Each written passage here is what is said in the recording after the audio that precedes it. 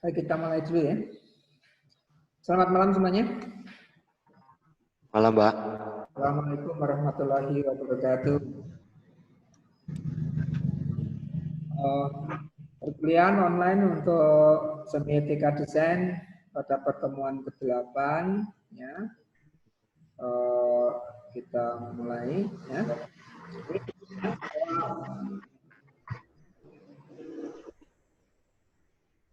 Mulai minggu depan ya. Mulai minggu depan. Halo? Ya. Untuk yang bahwa nanti untuk membahas, mendiskusikan mendiskusikan tugas-tugas kedepannya, saya kira dialog dan diskusi itu menjadi penting. Ya. Bahwa perkuliahan online ini itu beradaptasi, membiasakan diri dengan kondisi yang ada ya. Bahwa selama dalam masa normal kamu harus datang ke kampus untuk kuliah, ya, kamu harus meluangkan waktu, biaya untuk datang ke kampus, ya, untuk mengikuti perkuliahan tatap muka ataupun presentasi tugas-tugas atau pekerjaan proyek-proyek di studio. Tapi di dalam situasi kuliah online dalam masa wabah corona ini, kita beradaptasi dengan kuliah online melalui, kalau kita melalui Zoom ini ya, mungkin nanti kita akan coba melalui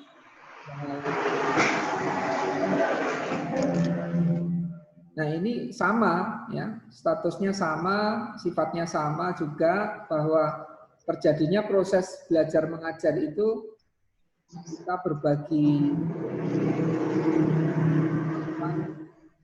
kemudian melalui satu proses diskusi untuk melakukan sharing informasi tadi. Juga Pak Edi selaku dosen akan melihat bagaimana kemampuan kalian untuk mengkomunikasikan ide-ide, gagasan, kemudian sejauh mana pengetahuan yang kalian itu pahami, Pak akan ungkap, ya, Pak disalurkan di dalam proses diskusi, sehingga pentingnya kuliah online ini sama seperti kuliah biasa. Tapi berharap kalian juga menyadari hal tersebut, sehingga kalian harus menyiapkan diri untuk menunjukkan kemampuan, mengasah kemampuan kalian untuk berkomunikasi, untuk menyampaikan ide dalam bahasa verbal, kata-kata, ya, narasi, baik narasi tekstual ataupun narasi visual. Narasi tekstual bisa berupa tulisan-tulisan yang kalian sampaikan melalui PowerPoint. Narasi visualnya ya karya-karya visual kalian bisa menyampaikan pesan-pesan, ya, karena kalian ahli nantinya seorang desainer komunikasi visual, ya, itu kalian harus mengasah kemampuan itu, ya. Dan nanti pada minggu ini Pak Edi akan melakukan evaluasi dan sudah akan memunculkan nilai sementara sampai tengah semester. Ya. Nilai sementara sampai tengah semester, di mana tugas 1 sampai 6 Pak Edi akan evaluasi, Pak Edi akan berikan penilaian, nanti akan muncul nilai di mana kalian akan merupakan nilai sampai ujian tengah semester, dan itu meliputi keaktifan di dalam proses belajar mengajar,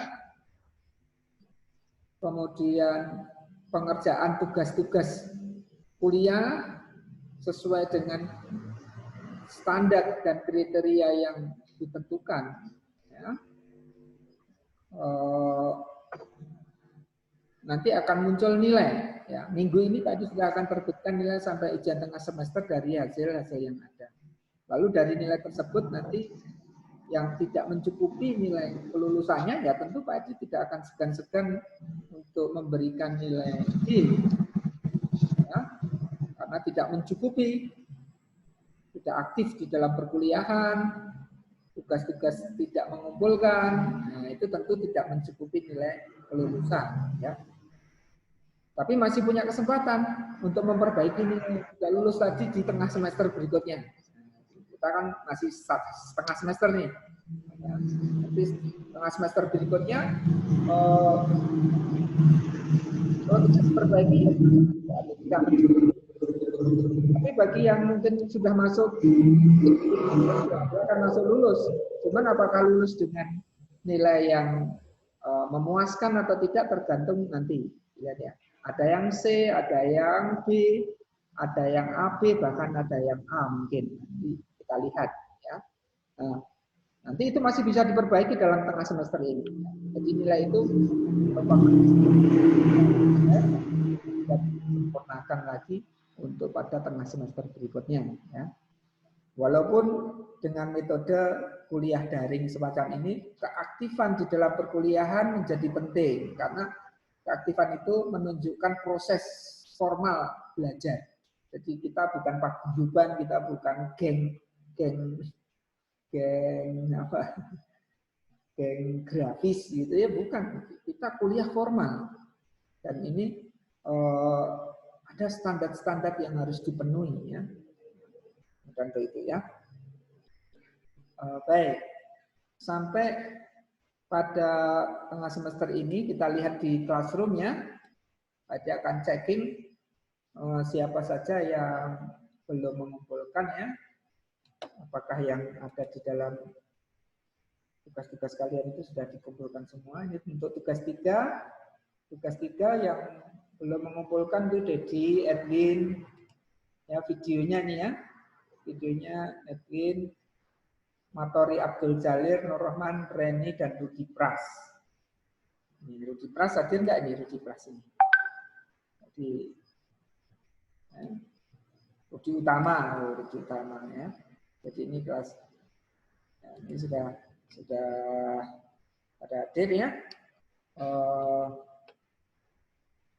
Nah, yang hadir berarti sudah mengumpulkan semuanya ya. Kemudian untuk tugas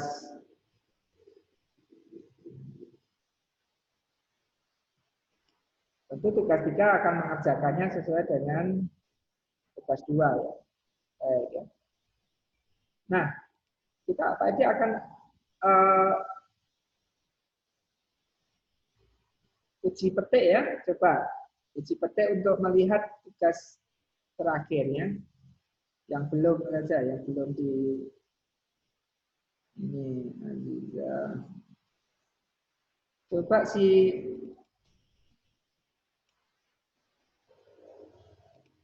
Aziza, ini Aziza ada nih ya, Aziza, oh ada. Iya, Pak. Coba kita lihat, kita coba saksikan punyanya Aziza, kemudian nanti kita bisa komentari ya.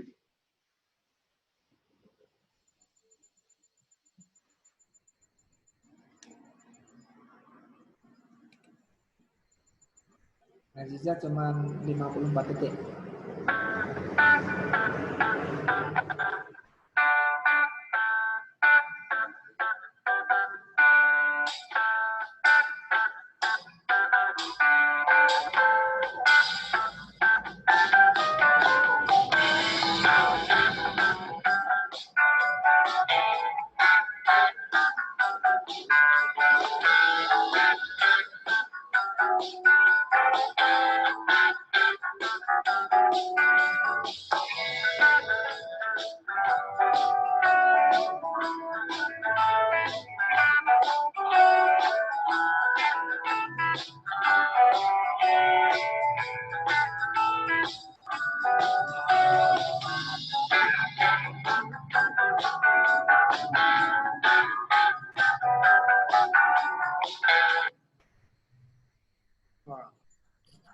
Ini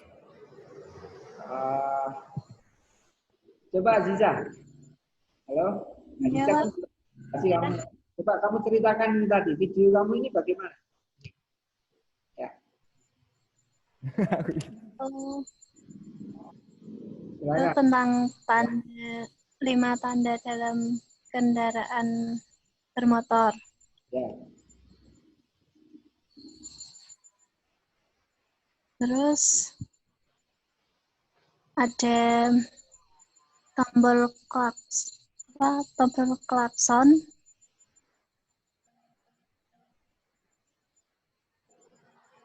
dan juga plat motor.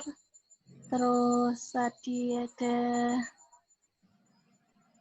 nomor polisi, lampu utama, dan lampu sein, dan speedometer. Yang pertama, tombol klakson merupakan sebuah icon karena bentuknya menyerupai trompet. Terus makna denotatifnya berbentuk segitiga berwarna hitam dan tengahnya berbentuk trompet. Yang kedua, nomor polisi atau plat nomor. Itu merupakan sebuah tanda karena kita bisa tahu dari mana kendaraan itu, cuma dari gitu Semarang gitu. Terus makna denotatifnya berbentuk persegi panjang berwarna hitam dengan tulisan nomor polisi berwarna putih. Terus makna konotatifnya itu nomor yang diberikan polisi lalu lintas bagi kendaraan bermotor dan sebagainya sebagai identitas kendaraan yang dimiliki. Terus lampu utama merupakan sebuah tanda. Makna denotatifnya sebuah lampu pada bagian depan, umumnya lampu utama dekat dan jauh berwarna putih atau enggak kuning muda. Makna konotatifnya untuk menerangi bagian depan ketika berkendara saat malam hari. Terus, lampu sein merupakan sebuah tanda. Makna denotatifnya lampu yang berkedap-kedip jika dinyalakan dengan bagian depan kanan kiri dan belakang. Makna konotatifnya lampu sein diciptakan untuk menerangi ada kendaraan ketika arah berbelok. Yang terakhir itu speedometer merupakan tanda. Makna denotatifnya berbentuk setengah lingkaran dengan adanya alat pengukur kelajuan kendaraan berwarna merah untuk menunjukkan angka kecepatan pada saat berkendara. Makna konotatifnya speedometer adalah sebuah alat pengukur kelajuan kendaraan darat. Udah, Pak. Oke. Ya.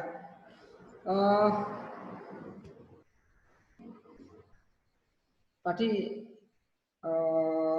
jadi ada yang berupa tanda ikonik.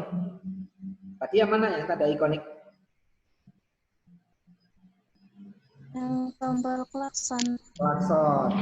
Klakson. Kemudian yang simbolik yang mana yang simbolik? Tanda simbolik. Simbolik.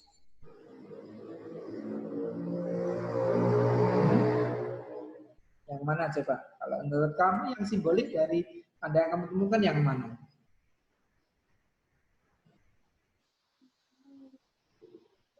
Nggak ada ya, Pak. Nggak ada. Nah, coba yang lain. Dari 5 tandanya Aziza tadi, yang lain coba yang simbolik yang mana coba? Ada yang tahu bisa jelaskan? Yang mana?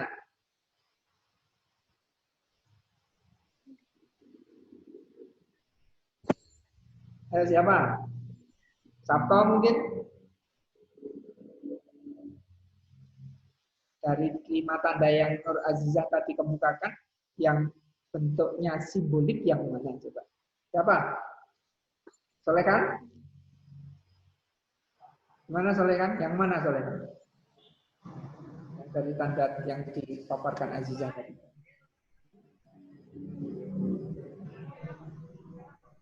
Tadi apa aja tuh Pak? Lupa tadi tandanya apa aja.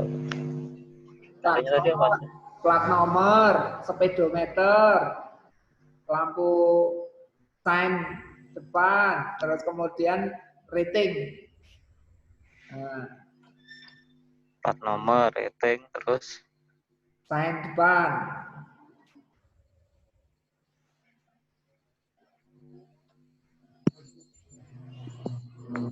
Ya, Sabto nampaknya kedilasinya ya, putus-putus katanya. Iya Pak, suaranya putus-putus. Putus tadi ya. Oke. Nah, ini harus diganti nih. Diganti wifi-nya yang seruan, Stekom, bukan yang mahasiswa. Pak Edi pakai ini di kampus ini Pak Edi.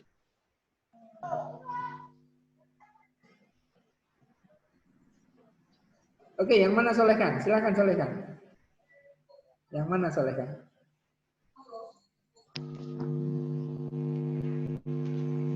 gimana? Lupa tadi tandanya apa aja. Pak. Faris, gimana Faris? Kalau kamu dulu. Kalau yang klakson tadi itu icon. Klakson tadi ikon. Ya. Simbol, Ding. Simbol. Simbol apa ikon? Klakson. Simbol. Kenapa? Simbol. Padahal kalau Mana ada klakson bentuknya trompet. belum kamu terangkan, sebentar. Azizah, klakson tadi apa Azizah? Icon. Ikon. Berarti beda pendapat dengan Faris itu. Nah, kenapa Riz? Alasanmu apa Riz? Coba Riz. Kenapa Riz? Klakson bentuknya nggak kayak trompet loh Pak. Kan bentuknya cuma bulat lingkaran gitu. Tadi ditandanya itu trompet.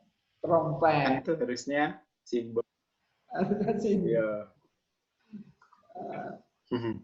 Ayo, coba Safi. Nah, Safi gimana Fi? Simbol, Pak. Yang mana? Yang klakson tadi simbol maksudnya. Oh, kok Soalnya kan kalau untuk tombolnya itu icon, tapi kalau sudah ditekan itu masuknya ke simbol, Pak. Jadi kalau dipencet itu simbol bahwa orang harus mikir atau yang lainnya. Tadi kan yang dimaksudkan Azizah itu gambar trompet. Itu simbol atau ikon? Oh ya, simbol, Pak. Simbol. Nah, coba Nur Azizah sebelum Pak Edi. Kamu pertahankan pendapatmu itu tadi. Kenapa gambar klakson kendaraan tadi kok wujudnya trompet kamu katakan itu ikon. Sementara Syafi'i sama Faris itu simbol. Nur Azizah, coba pertahankan pendapatmu.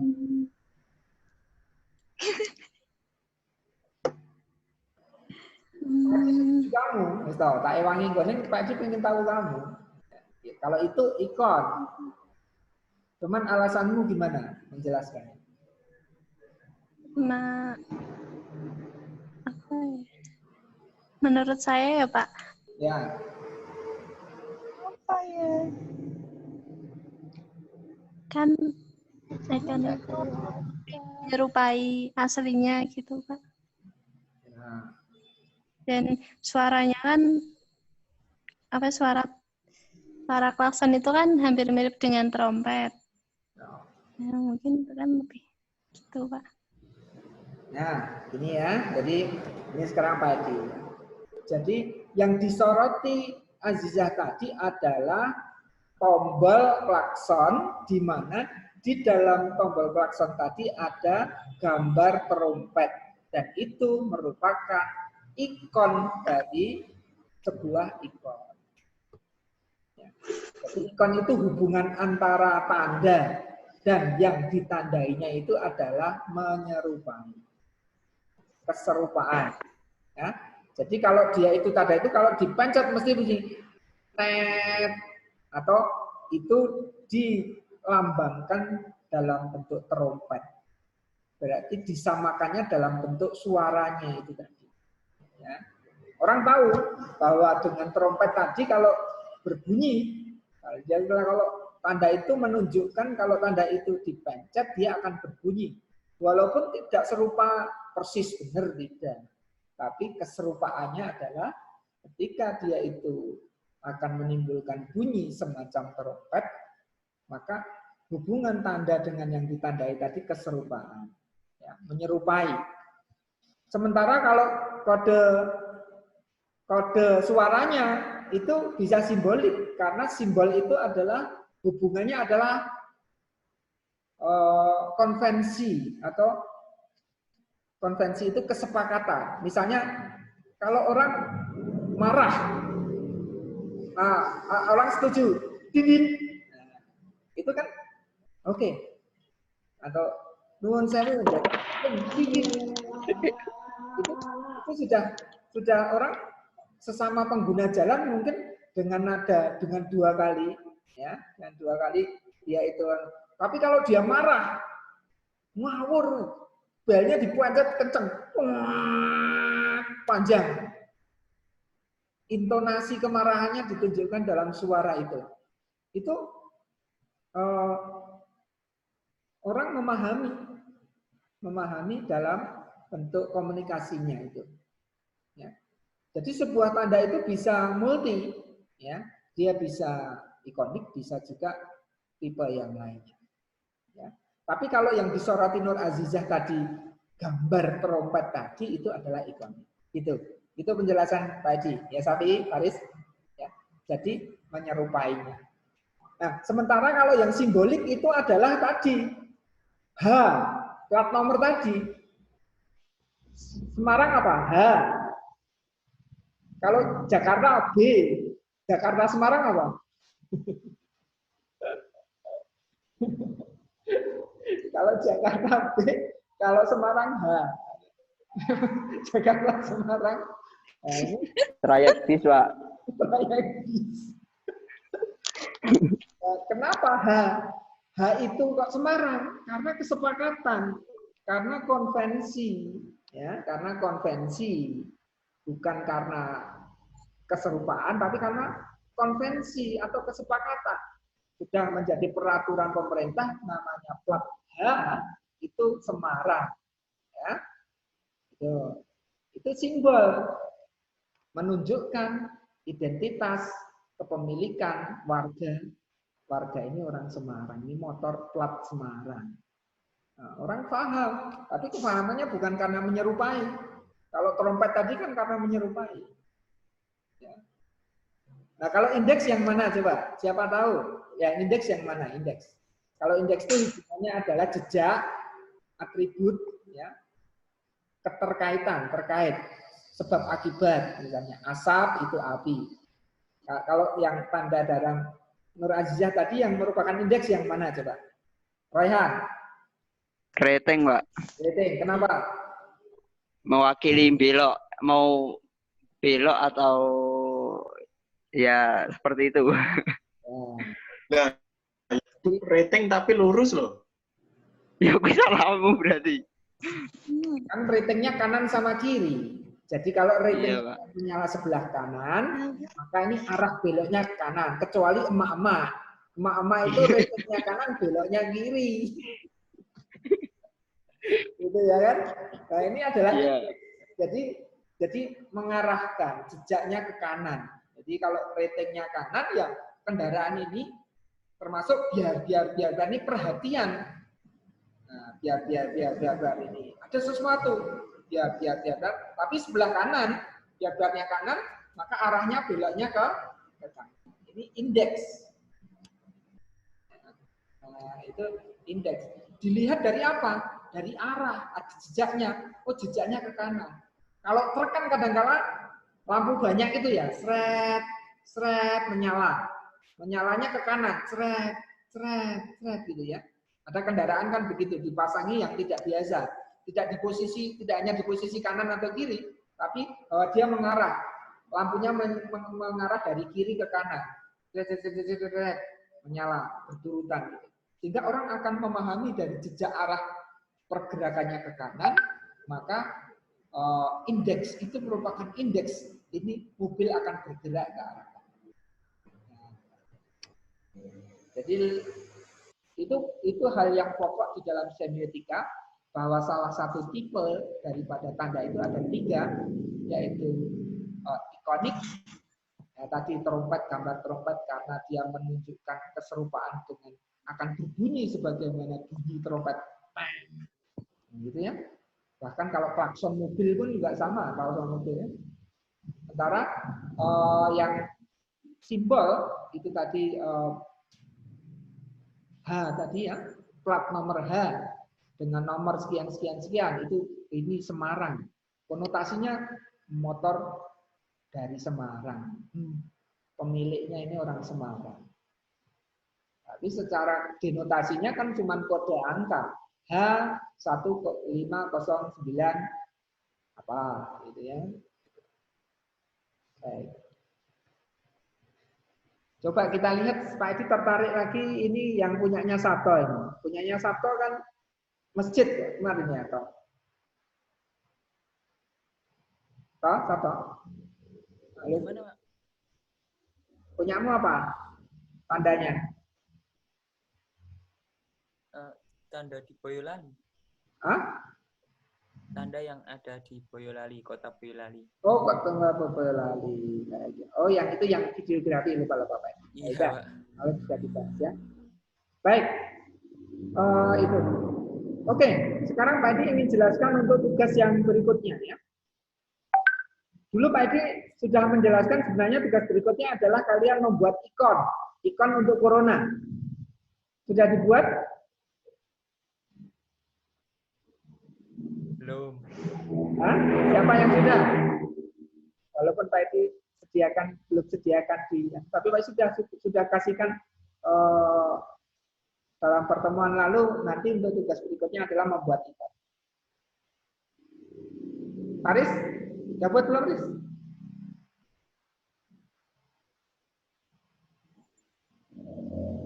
Halo? Faris udah buat belum itu loh, Faris. Paris wis gawe ro ikon corona.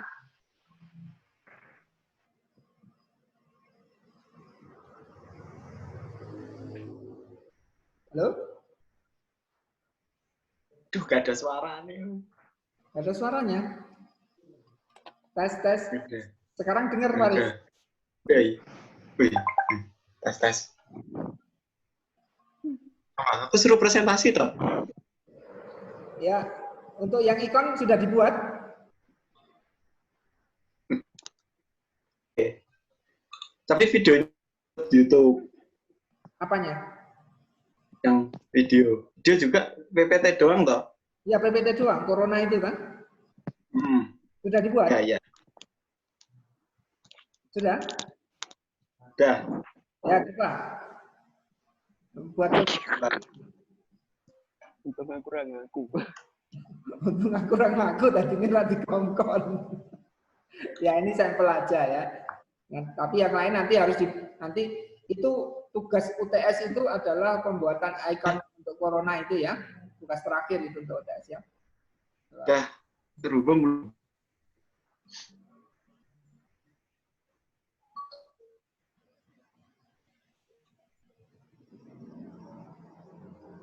Ya? Gigi.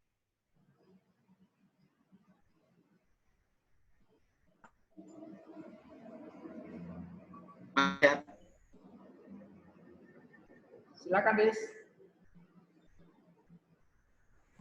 Ini malam ini saya akan semiotika desain untuk penanganan atau pencegahan virus corona atau COVID-19.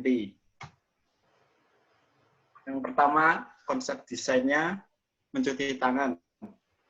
Ini foto mencuci tangan dari sepanjang atas menunjukkan bisa sabun yang putih ini. Lalu desain logonya seperti ini. Sederhanakan menggunakan gambar hitam putih agar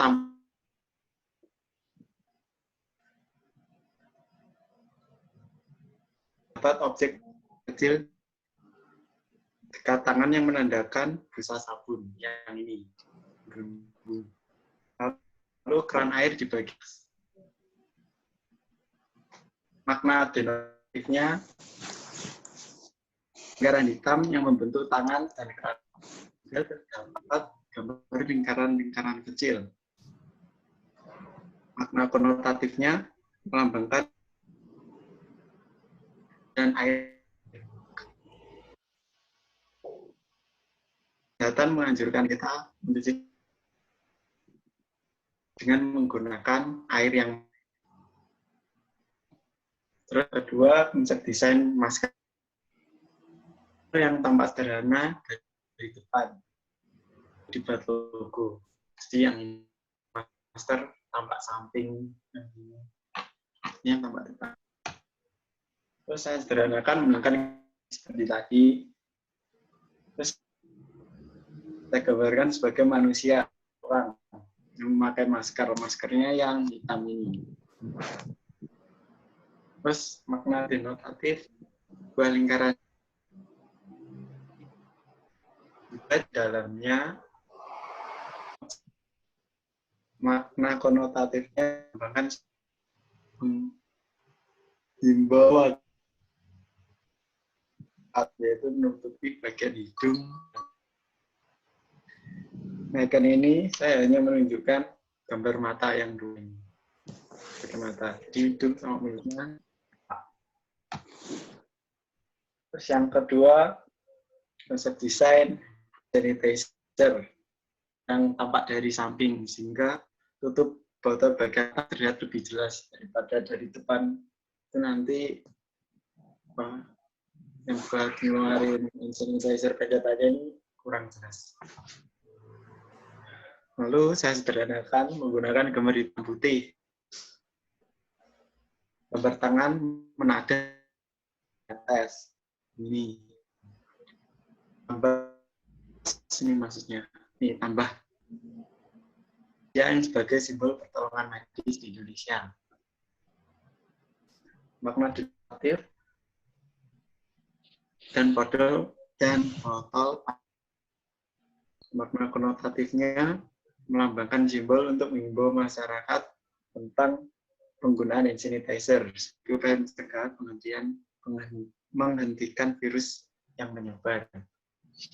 Khususnya nggak virus sih, bakteri. Konsep konsep desain yang ketiga. Ini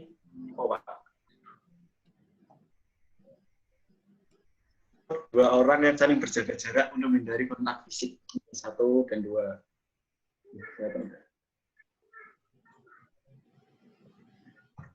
Terus saya gunakan gambar hitam. Indonesia keterangan jarak yang 1 meter. 1 sebagai jarak aman untuk bersosialisasi. Sebuah denotatifnya sebuah lingkaran hitam yang bergambar menyerupai 2 orang manusia dan tanda panah. Juga angka dan huruf 1 dan konotatifnya melambangkan jarak bersosial antar manusia paling dekat yaitu 1 meter untuk menghindari resiko kontak fisik secara langsung atau biasa disebut dengan social distancing. Dan ini salah satu dari sekian banyak simbol-simbol warna ini. Yang pertama ini untuk penyaran kita selalu menggunakan.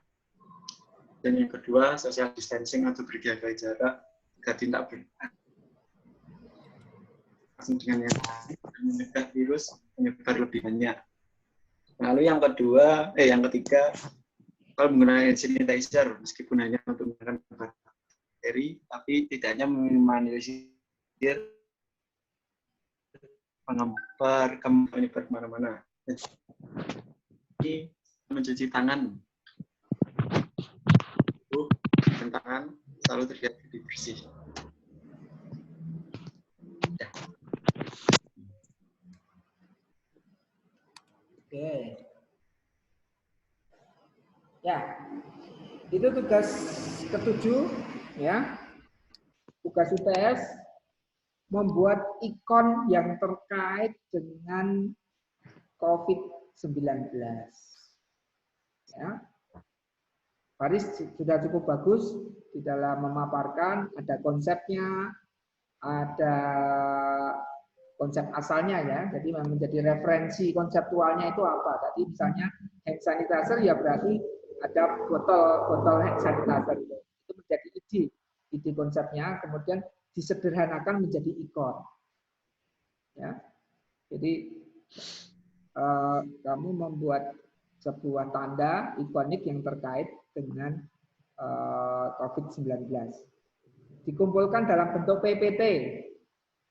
Nanti Pak Edi kasih tugas di classroom-nya adalah tugas UTS membuat ikon terkait dengan COVID-19. Ya. Minggu lalu sudah ditugaskan, Pak Edi kasih waktu sampai minggu depan harus sudah terkumpul semua. Kalau minggu depan, minggu ini ya, minggu ini sudah jadi, sehingga minggu depan tadi sebagaimana Pak Edi kemukakan, minggu ini Pak Edi melakukan penilaian UTS dan akan muncul nilai. Warning, peringatan bagi mereka yang tidak aktif, nah, tentu nilainya akan berbeda. Ya. Tugasnya tidak mengumpulkan, nilainya akan berbeda. Ya.